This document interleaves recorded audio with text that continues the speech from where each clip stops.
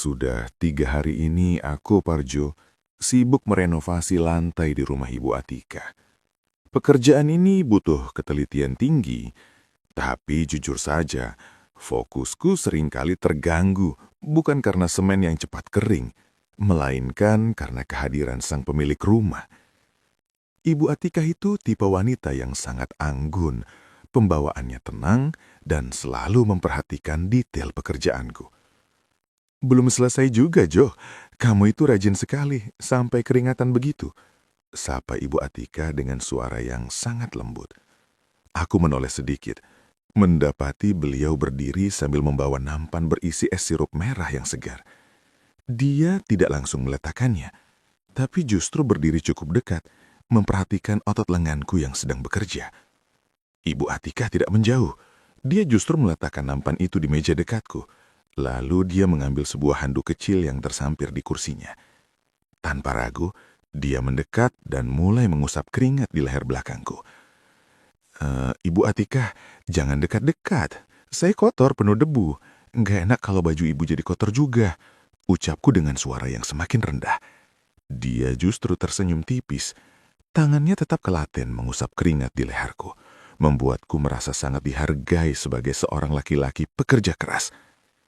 Kotor itu bisa dicuci, Jo, tapi melihat kamu kerja sekeras ini buat ibu, itu yang jauh lebih penting. Sudah, nurut saja sama ibu. Biarkan ibu urus kamu sebentar supaya capeknya hilang. Nggak ada yang salah kan kalau ibu perhatian sama kamu? Sudah jam 5 sore, dan kakiku benar-benar terasa kaku. Saat aku mencoba berdiri untuk merapikan sisa semen, tiba-tiba rasa kram yang hebat menyerang betisku. Aku meringis, hampir saja kehilangan keseimbangan kalau saja sebuah tangan yang halus tidak cepat-cepat memegang lenganku. "Aduh, Jo, kamu kenapa? Kakinya kram ya? Itu pasti karena kelamaan jongkok," seru Ibu Atikah dengan nada khawatir yang sangat nyata. Beliau langsung menuntunku perlahan menuju ruang tengah yang berlantai karpet tebal dan ber-AC dingin. "Sudah, berhenti dulu kerjanya. Di sini, Jo. Istirahatnya di sini saja supaya lebih enak," ucapnya sambil membantuku duduk di sofa. Aku merasa sangat sungkan. Tanganku yang kasar dan bajuku yang penuh noda semen terasa sangat kontras dengan kemewahan ruangan ini. Tapi Ibu Atika seolah tidak peduli. Dia duduk di depanku, matanya menatap lekat ke arah tubuhku. "Waduh, badan kamu itu luar biasa ya, Jo. Keras sekali. Ibu nggak nyangka di balik baju kerja kamu yang kotor ini, kamu punya fisik yang sekuat ini. Pantesan kerjaan kamu cepat beres." Aku hanya bisa menunduk, mencoba memijat betisku yang masih keras. "Namanya juga tukang, Bu. Tiap hari angkat semen, ya badannya jadi begini," jawabku dengan suara rendah yang bergetar. Ibu Atika tiba-tiba meraih kakiku, meletakkannya di atas pangkuannya untuk membantu memijat otot yang kram itu. Aku tersentak mencoba menarik kaki, tapi dia menahannya dengan lembut namun kuat. "Sudah, diam saja, Jo. Ibu cuma ingin bantu kamu rileks. Nggak usah sungkan sama ibu. Kamu sudah capek urus rumah ibu. Sekarang biar ibu yang urus kamu sebentar. Nggak ada yang salah kan kalau kita saling peduli begini?" Tatapan matanya yang sayu dan sentuhan tangannya yang hangat perlahan meruntuhkan pertahananku. Rasa lelahku seolah menguap berganti dengan debaran jantung yang sangat kencang. Aku menatap wajahnya yang anggun, dan di detik itu aku benar-benar luluh. "Ibu Atika, ibu buat saya nggak berdaya kalau begini caranya. Saya cuma tukang, tapi ibu memperlakukan saya seperti laki-laki yang sangat berharga." Ibu Atika tersenyum manis. Jemarinya kini beralih menyentuh tanganku yang kasar. "Bagi ibu, kamu bukan sekedar tukang, Jo. Kamu itu laki-laki hebat. Nurut saja sama ibu ya. Biarkan sore ini jadi rahasia kita berdua saja di rumah ini." Aku hanya bisa mengangguk pelan, membiarkan diriku tenggelam dalam perhatian yang belum pernah aku rasakan sebelumnya.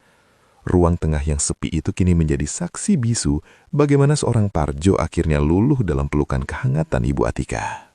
Ruang tengah itu perlahan mulai kehilangan cahaya matahari, menyisakan keremangan yang membuat suasana semakin sunyi. Aku, Parjo, masih terduduk di sofa dengan perasaan yang campur aduk. Rasa kram di kakiku mungkin sudah hilang, tapi debaran di dadaku justru semakin menjadi-jadi. Ibu Atika perlahan berdiri, namun dia tidak menjauh. Dia justru mengulurkan tangannya, menuntunku untuk bersandar lebih dalam ke posisi yang lebih nyaman di sudut sofa yang lebar itu. Jo, pindah ke sini, biar punggungmu bisa bersandar enak. Jangan kaku begitu, di sini nggak ada orang lain. Anggap saja ini rumahmu sendiri. Aku mengikuti tarikan tangannya yang halus. Kini kami duduk berdampingan tanpa ada jarak sedikit pun. Aku bisa merasakan aroma wangi dari rambutnya yang kini tersandar di bahuku yang masih terasa sisa debu semennya. Bu, saya kotor sekali. Nanti sofa ibu jadi rusak semua. Bisikku dengan suara yang serak dan rendah. Ibu Atika justru semakin merapatkan tubuhnya, melingkarkan lengannya di lenganku yang kekar. Dia mendongak, menatapku dengan tatapan yang seolah mengunci seluruh duniaku. Sudah ibu bilang, jangan pikirkan soal itu. Ibu nggak peduli sofa ini kotor, Jo. Ibu cuma peduli sama kamu. Lihat, tubuhmu yang kuat ini butuh sandaran yang lembut kan? Nurut saja sama ibu. Biarkan malam ini berjalan tanpa ada beban. Aku menarik napas panjang, meresapi setiap detik kebersamaan yang sangat privat ini. Aku memberanikan diri merangkul pundaknya, menariknya masuk ke dalam pelukanku yang erat. Ibu Atika memejamkan mata. Wajahnya terlihat begitu damai saat bersandar di dadaku. Ibu buat saya benar-benar lupa kalau saya ini cuma tukang renovasi di sini. Rasanya saya ingin waktu berhenti di ruangan ini saja. Kami berdua terdiam dalam keheningan yang sangat mendalam. Tidak ada suara lain selain napas kami yang mulai menyatu. Ruangan yang luas itu terasa menyempit, hanya menyisakan aku dan Ibu Atikah yang sedang tenggelam dalam kenyamanan yang kami ciptakan sendiri. Iya, Jo, tetaplah seperti ini. Ibu nyaman sekali. Gak ada yang salah kalau kita saling memberi kehangatan malam ini. Rahasia ini, biar dinding rumah ini saja yang jadi saksinya. Cahaya matahari sore mulai meredup di balik jendela, menyisakan suasana remang-remang yang membuat ruangan ini terasa sangat tenang. Aku, Parjo, masih duduk berdampingan dengan Ibu Atikah di sofa. Aku bisa merasakan setiap hembusan nafasnya di dekat pundakku. Ruangan yang luas ini seolah menyempit, hanya menyisakan ruang untuk kami berdua. Ibu Atikah perlahan meraih tanganku yang kasar dan penuh noda semen. Dia tidak merasa jijik. Malah dia menggenggamnya dengan sangat erat, seolah-olah dia sedang menyalurkan seluruh rasa lelahnya kepadaku. Jo, jangan pulang dulu ya. Sini saja dulu temani ibu. Kamu itu hebat, Jo. Di dekat kamu, ibu merasa sangat dihargai sebagai wanita. Kamu laki-laki yang luar biasa. Aku menatap tangannya yang kecil tertutup oleh tanganku yang besar. Aku tarik nafas panjang, mencoba menahan getaran di dadaku. Bu, saya ini cuma tukang yang kerja di rumah ibu. Tapi kalau ibu bicara begitu, saya merasa sangat berarti. Jawabku dengan suara rendah yang mantap. Ibu Atikah kemudian menyandarkan seluruh tubuhnya padaku, membiarkan kepalanya bersandar nyaman di dadaku yang bidang. Aku memberanikan diri melingkarkan lenganku di bahunya, menariknya masuk ke dalam pelukan yang hangat dan protektif. Gak usah bahas soal tukang atau majikan lagi, Jo. Sore ini, ibu cuma ingin dekat sama kamu. Ibu benar-benar luluh sama kamu. Rasanya nyaman sekali bisa sedekat ini. Gak ada yang salah kan kalau kita saling mengisi begini? Aku mengeratkan pelukannya, memberikan rasa aman yang paling nyata. Kami berdua benar-benar larut dalam kebersamaan ini tanpa ada keraguan sedikit pun. Tidak ada yang saling menyalahkan, karena kami berdua memang sedang butuh kehangatan ini. Iya, Bu, nurut saja sama saya. Saya bakal jaga ibu baik-baik. Rahasia kita sore ini, biar kita berdua saja yang tahu, dan kita simpan rapat-rapat di sini. Ucapku sambil mengusap lengannya perlahan. Kami berdua terdiam dalam keheningan yang sangat romantis. Tanpa kata-kata puitis, hanya ada sentuhan dan kehadiran yang nyata di antara kami. Di sofa rumah ini, seorang Parjo dan Ibu Atikah telah menemukan ketenangan yang selama ini mereka cari, tanpa saling menyalahkan. Malam sudah benar-benar larut. Ruang tengah ini sekarang hanya diterangi oleh lampu sudut yang gelap, menciptakan suasana yang sangat dalam bagi kami berdua. Aku, Parjo, perlahan melepaskan dekapan hangatku. Meskipun berat, aku tahu pekerjaanku sebagai tukang di sini sudah harus aku sudahi untuk hari ini. Aku menatap wajah Ibu Atikah yang terlihat sangat tenang dan pasrah dalam keremangan.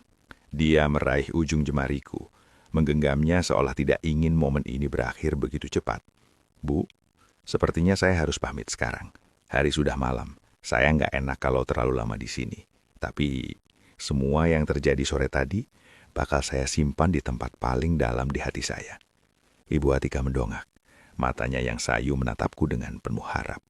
Dia menarik napas panjang, mencoba meredam rasa luluhnya yang sudah tumpah sejak tadi. Jo, jangan lupakan ibu ya. Rasanya ibu bakal kangen sama suara kamu dan perhatian kamu di rumah ini. Nanti, kalau ibu mau, ibu kasih kabar lagi ke kamu ya, biar kamu bisa silaturahmi lagi ke sini. Aku tersenyum. Lalu aku genggam balik tangannya dengan sangat erat, memberikan keyakinan bahwa aku tidak akan pernah lupa. Iya bu, kabari saja saya kapanpun ibu butuh bantuan. Saya pasti datang. Silaturahmi kita nggak akan berhenti cuma karena keramiknya sudah selesai dipasang. Kami berdua berdiri perlahan. Tidak ada kata menghakimi, tidak ada rasa salah yang menghantui. Kami berdua tahu, malam ini adalah tentang dua jiwa yang saling membutuhkan tanpa perlu menyalahkan keadaan. Nurut saja sama saya ya Bu, jaga diri baik-baik di sini. Rahasia kita tetap terkunci rapat di dalam rumah ini. Sampai ketemu lagi di silaturahmi kita berikutnya. Ibu Atika mengangguk pelan. Dia melepas kepergianku dengan senyuman yang sangat dalam. Aku melangkah keluar dari pintu rumahnya dengan perasaan yang sangat bangga. Di bawah langit malam, aku tahu bahwa aku baru saja meninggalkan jejak yang lebih dari sekedar lantai keramik. Sebuah rahasia indah yang akan selalu membuatku ingin kembali. Beberapa hari telah berlalu sejak keramik terakhir terpasang sempurna. Aku, Parjo, kembali ke rutinitas. Tapi ponselku kini punya satu pesan yang selalu kutunggu. Ibu Atikah tidak pernah lupa memberi kabar. Bukan lagi soal renovasi, tapi soal kerinduannya akan kehadiran laki-laki yang membuatnya merasa tenang. Aku menatap rumah besar itu dari kejauhan. Di sana, di balik pintu yang rahasianya kami kunci rapat, ada kesepakatan tanpa kata yang membuat hubungan kami begitu istimewa. Kami tidak saling menghakimi, tidak juga saling menyalahkan. Kami hanya dua orang dewasa yang memilih untuk jujur pada rasa yang hadir di tengah debu bangunan. Ibu, tunggu saya. Silaturahmi ini akan terus berlanjut. Bukan lagi soal semen dan keramik, tapi soal menjaga kehangatan yang sudah kita mulai bersama. Aku menarik gas motorku dengan mantap. Bagiku, rahasia ini adalah kemenangan kecil yang manis. Sebuah cerita yang hanya milik aku dan Ibu Atika, yang tersimpan rapat di balik dinding rumah yang kini jauh lebih nyaman dari sebelumnya. Zona romantis, tempat di mana kumpulan kisah dan cerita-cerita romantis terbaru disampaikan dengan suara yang menggetarkan penonton.